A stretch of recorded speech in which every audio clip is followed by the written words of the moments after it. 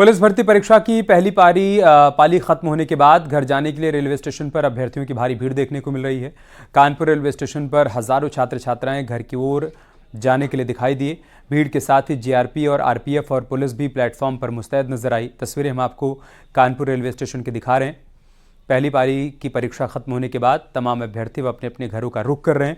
ऐसे में स्टेशन पर भारी भीड़ देखने को मिल रही है। इन सब के बीच जीआरपी, आरपीएफ और पुलिस भी पूरी तरीके से मुस्तैद नजर आ रही है।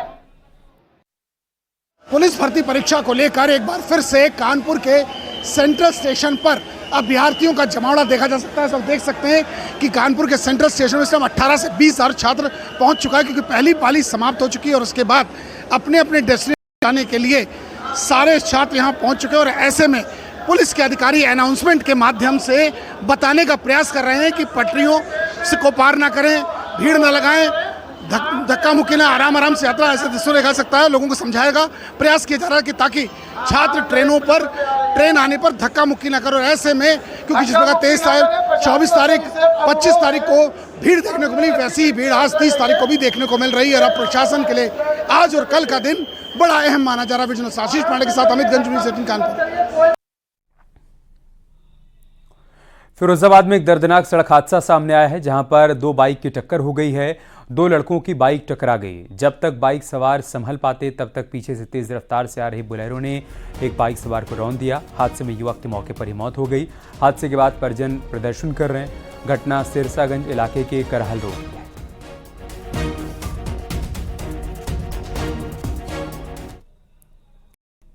खबर बिजनौर से, जहां पर एक किसान की गुलदार के हमले से मौत हो गई। किसान का शव घर से 200 मीटर की दूरी पर गन्ने के खेत से मिला। ये मामला चांदपुर के बागड़पुर गांव का है। मौके पर पहुंचे ग्रामीणों ने हंगामा किया। पूरे मामले में वन रेंजर दुष्यंत सिंह का यह कहना है कि मामला संदिग्ध है। घटनास्थल पर गुलदार के पंजों के निशान नहीं मिले हैं और न ही गुलदार के दांत के निशान दिखाई दे रहे हैं। पुलिस ने किसान के शव को पोस्टमार्टम के लिए भेज दिया है।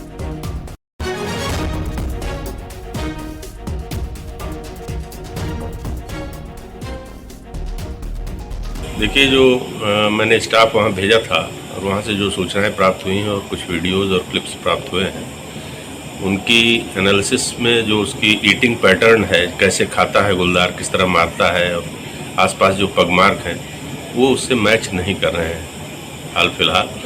और ट्रेस करने का प्रयत्न भी किया भी जा रहा है, लेकिन उसकी बॉडी जो है जली हुई है और डेथ काफ़ी पहले की लग रही है।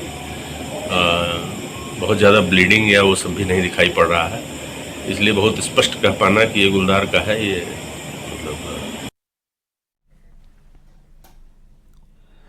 बहराइच के बाद सीतापुर में भी भेड़िए आदमखोर बन चुके हैं। एक ही रात में कई लोगों पर हमला कर दिया। इस हमले में एक बुजुर्ग महिला की मौत हो गई।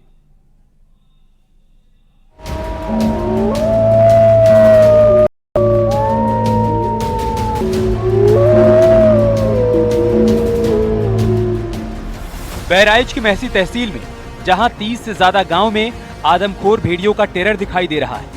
वन विभाग और पुलिस प्रशासन का पूरा अमला दिन रात भेड़ियों को पकड़ने के अभियान में जुटा है। तो वहीं अब सीतापुर से भी परेशान करने वाली खबर सामने आई। दावा है कि यहां भी भेड़िए आदमखोर हो चुके हैं, जिससे कई गाँव में दहशत दिखाई दे रही है। कहा जा रहा है कि खूंखार भेड़ियों ने एक ही रात में कई लोगों पर हमला कर दिया। हमले में एक बुजुर्ग महिला अपनी जान गंवा चुकी है, तो वहीं 5 लोग घायल हैं। इन 5 में से भी 4 तो बच्चे हैं। कुछ बच्चों को अस्पताल में भर्ती करवाया गया है। सदरपुर इलाके की यह घटना है। लोग घर से बाहर निकलने में कतरा रहे हैं। पूरे इलाके में खौफ बना हुआ है। बहराइच में भेड़ियों के हमले में 9 लोगों ने जान गंवाई, उनमें से 8 बच्चे थे। अब सीतापुर में भी लोग अपने बच्चों के लिए फिक्रमंद दिखाई दे रहे हैं। गुरुवार शुक्रवार की दरमियानी रात सीतापुर में 6 लोगों पर हमला हुआ। बुजुर्ग महिला को ग्रामीण अस्पताल में लेकर गए, लेकिन वो पहले ही दम तोड़ चुकी। सदरपुर के अलावा आसपास की दूसरी जगह पर भी लोग घबराहट में जी रहे हैं। दहशत का ऐसा माहौल, लोग लाठी। भेड़िया रखदाने गए थे।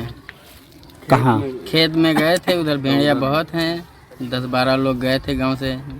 एक बच्चे को घेर लिया था, वो पेड़ पे चढ़ गया था, उसको बुलाने गए थे। क्या कोई मौत का भी मामला सामने आ रहा है? हाँ, एक महिला की मौत हो गई। वो हाले हाले आवा, सब बच्चे ने कहा लापटी का नाचे लागा जब नाचे लगे सब खून खच्चे सब लड़का सब तारा जौन बचावे चले वो चीज नाचे।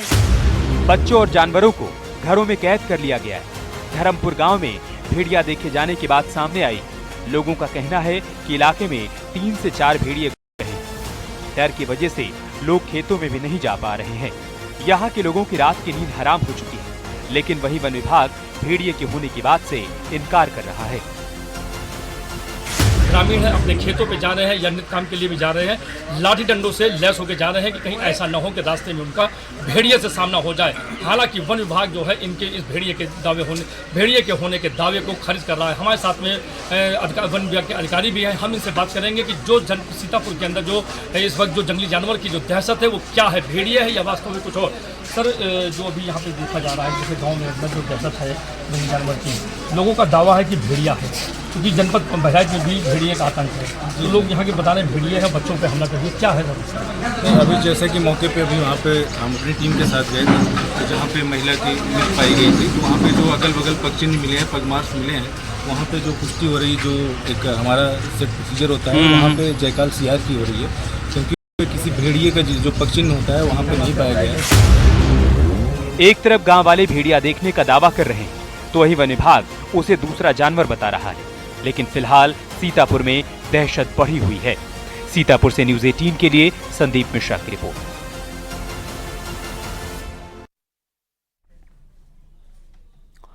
उधर बहराइच में पकड़े गए एक भेड़िए को गोरखपुर जू लाया गया। यहां पर डॉक्टर्स की देखरेख में उसे 1 महीने के लिए क्वारंटीन कर दिया गया है।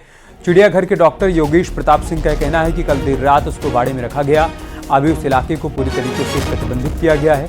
1 महीने तक हमारी टीम उसकी देखरेख करेगी। उसके बाद उच्च अधिकारियों के निर्देश के बाद आगे की कार्रवाई तय की जाएगी।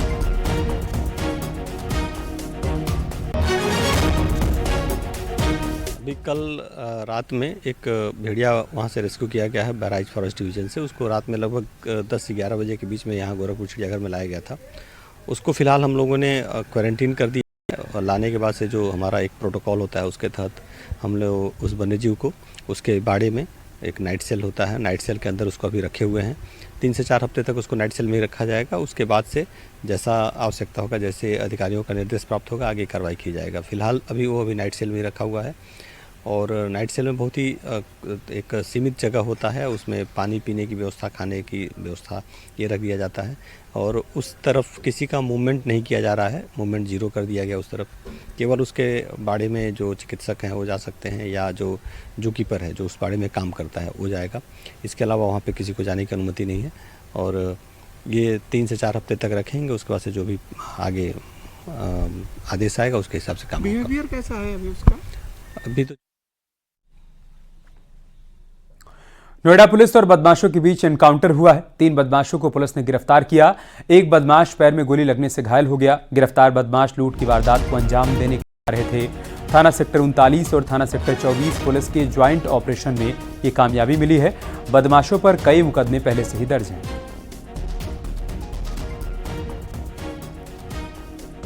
आज सुबह थाना क्षेत्र सेक्टर 24 के अंतर्गत एक KTM बाइक पर 3 लड़के पकड़े गए थे संदिग्ध, और जिनसे गहन पूछताछ की गई और तलाशी ली गई तो उनके पास से तमंचा बरामद हुआ था, चाकू बरामद हुआ था, 10,000 रुपये बरामद हुए थे और इनके द्वारा यह कबूला गया कि इनके द्वारा अभी मोरना क्षेत्र में कुछ दिनों पहले एक चेन स्नैचिंग की घटना कारित की गई थी और ये शातिर लुटेरे हैं।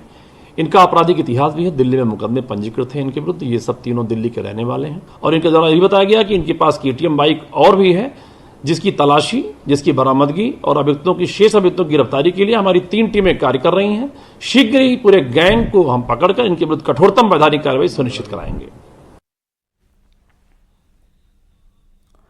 इटावा के चक्कर नगर इलाके में एक सरकारी ट्यूबवेल में 24 अजगर मिलने से हड़कंप मच गया। सेंचुरी की टीम ने रेस्क्यू अभियान चलाकर सभी अजगरों को पकड़कर उनको वापस जंगल में छोड़ दिया। इस घटना से ग्रामीणों में दहशत का माहौल है।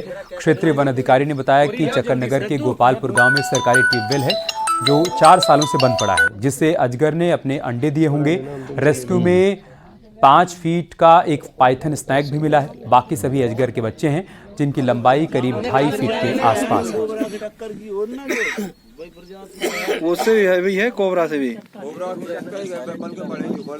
उसी में जो पानी की होज होती है, इसमें पानी आता है, उसी में अजगर ने अपने अंडे वगैरह दिए थे, हैचिंग वगैरह हुई थी वहाँ पे, तो उसके बच्चे निकले हैं ये। तो कल हम लोगों ने सूचना मिली थी तो हम लोग अपनी टीम को लेके और वहाँ मौके पे पहुँचे। तो वहाँ पे जो है हमने 24 बच्चे उसके अजगर के रेस्क्यू किए और एक कॉमन कैरेट रेस्क्यू किया गया है जो लगभग 5-6 फुट का था और 6-7 महीने के आसपास का था।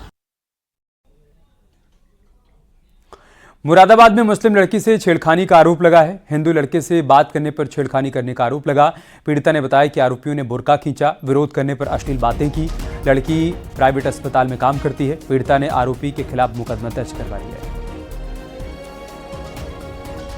देखिए, कल गुलाबबाड़ी क्षेत्र की एक महिला जो प्रभात नगर में कहीं काम करती है, शाम के समय लगभग 6-7 बजे के आसपास वो वापस घर जा रही थी।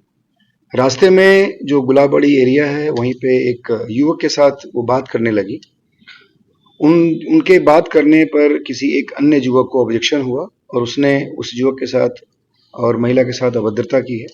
और चूंकि वो अज्ञात तहरीर मिली थी तो उसमें जो व्यक्ति इन्वॉल्व है उसके बारे में छानबीन की जा रही है और आसपास के फुटेज देखे जा रहे हैं। जो भी होगा और जो भी साक्ष्य हमें इन्वेस्टिगेशन में मिलेगा उसके हिसाब से इसका उन्होंने मुझे रोका, मुझसे कहा कि क्या बदतमीजी है तुम्हारी, मुसलमान के लड़के कम पड़ गए हैं जो हिंदू लड़कों से बात करती फिर रही हो, तुम बहुत बदतमीज लड़की हो, तुम्हारा यही धंधा है। उन्होंने ये बात बोली मुझसे। उन्होंने मेरे साथ छेड़छाड़ करी, मेरा बुरखा इधर उधर करा, उन्होंने बहुत ज्यादा बदतमीजी करी उन्होंने मुझसे, बहुत ही